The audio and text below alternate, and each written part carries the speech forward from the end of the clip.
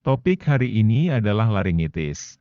Laringitis adalah peradangan pada kotak suara, atau laring, akibat penggunaan berlebihan, iritasi, atau infeksi. Laring juga disebut sebagai kotak suara yang merupakan rumah bagi pita suara. Ini sangat penting untuk proses bernapas, menelan, dan berbicara.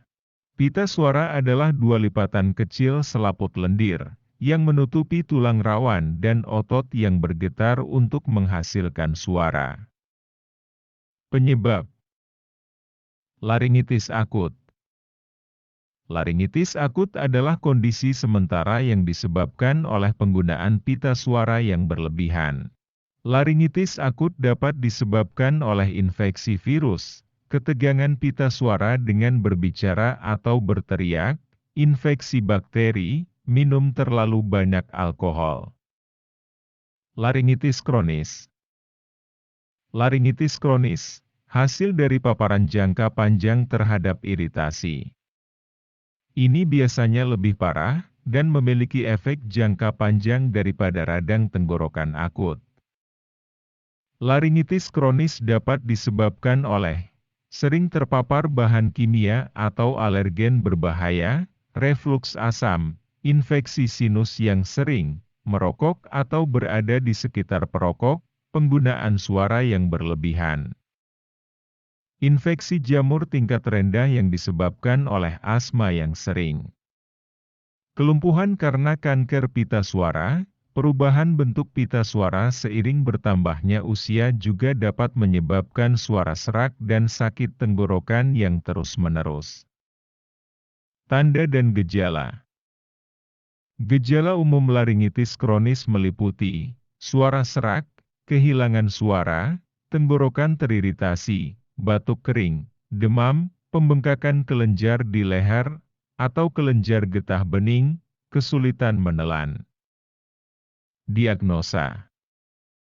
Seringkali kamu dapat dievaluasi dengan riwayat lengkap dan pemeriksaan fisik yang menyeluruh. Dokter akan memberikan perhatian khusus pada pasien yang terkena telinga, hidung, tenggorokan, dan leher. Jika gejalanya parah, terutama pada anak-anak, dokter mungkin memerintahkan rongsen leher atau dada. Dokter mungkin juga memilih untuk melihat tenggorokan pasien dengan laringoskopi.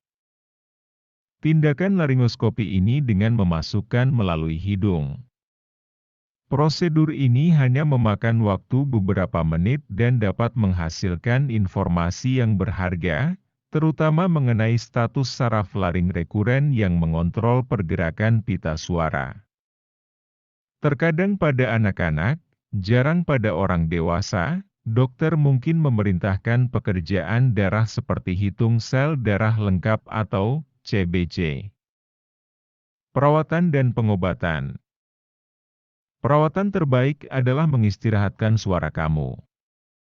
Tanpa stres penggunaan sehari-hari, sering akan sembuh dengan sendirinya.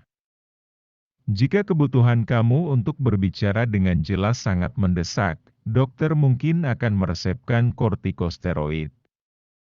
Ini adalah kelas obat buatan manusia yang meniru hormon, seperti kortisol, yang dibuat tubuh kamu secara alami, mereka mengurangi pembengkakan. Kamu dapat mencoba sejumlah pengobatan rumahan untuk membantu penyembuhan kamu.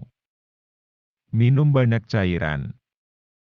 Awal, menelan mungkin menyakitkan, tetapi semakin kamu terhidrasi, semakin baik. Tapi, hindari alkohol dan kafein. Gunakan pelembab udara dan inhaler mentol. Kelembaban adalah teman kamu, dan mentol bisa menenangkan. Berkumurlah dengan air garam hangat. Salinitas tidak hanya menenangkan area tersebut, tetapi juga mengurangi pembengkakan. Hindari ruangan yang kering, berasap, atau berdebu. Terima kasih telah menonton video kami.